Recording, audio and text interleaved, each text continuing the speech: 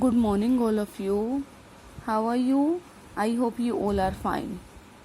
इस लॉकडाउन के चलते हमारी तरफ से एक छोटी सी कोशिश है आपको ऑनलाइन पढ़ाने की।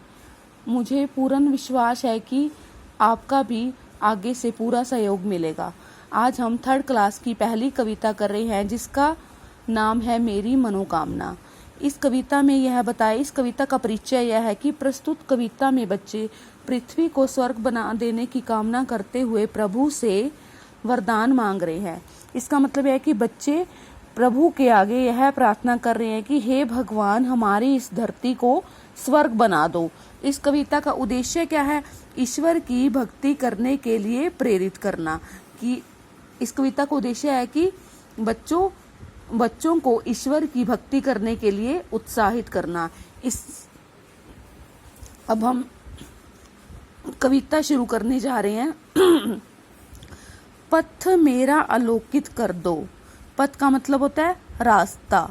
नवल प्रात नवल रश्मियों से, नई सुबह की नई किरणों से, हे प्रभु हमारा रास्ता आलोकित कर दो।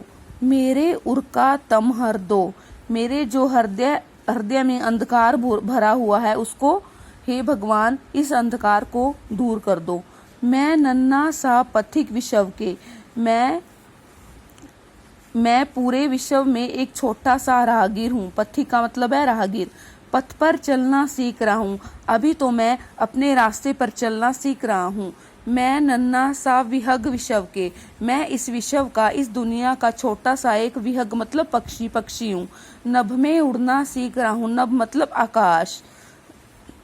मैं एक छोटा सा पक्षी, पूरी दुनिया का एक छोटा सा पक्षी आकाश में उड़ना सीख रहा हूँ, पहुँच सकूँ निर्दिष्ट लक्ष्य तक। हे भगवान, मेरे को इतना उड़ाना सिखा दो, आकाश में इतना उड़ना सिखा दो ताकि मैं अपने लक्ष्य तक पहुँच सकूँ। मुझको ऐसा पग दो पर दो। हे भगवान, मेरे ऐसे पंख लगा दो, पाया जग से जितना अब तक और भी जितना मैं पाऊं। कि हे भगवान, मेरे ऐसे पंख लगा दो कि मैंने जग से अब तक जितना पाया है और भी अधिक पाऊं। मनोकामना है ये मेरी, उससे कहीं अधिक दे जाऊं। हे भगवान, मेरे मन की इच्छा यह है कि जितना मेरे पास है मैं उससे भी अधिक इस दुनिया को दे जाऊं। धरती को ही स्वर्ग बनाने का मुझे मंगलमय वर दो। इस धरती को, इस पृथ्वी को स्वर्ग बनाने का हे भगवान मुझे मंगलमय वर दो। हाँ जी बच्चों, ये है हमारी छोटी सी कविता जो बिल्कुल ही आसान है। आप इसे घर में एक बार रीड करिएगा अपने पेरेंट्स के सामने और इसको लर्न करके मुझे अपनी एक वीडियो बनाकर भेजिएगा। उम्मीद है कि आपको ये कविता अच्छे से समझ आई होगी। Okay, thank you.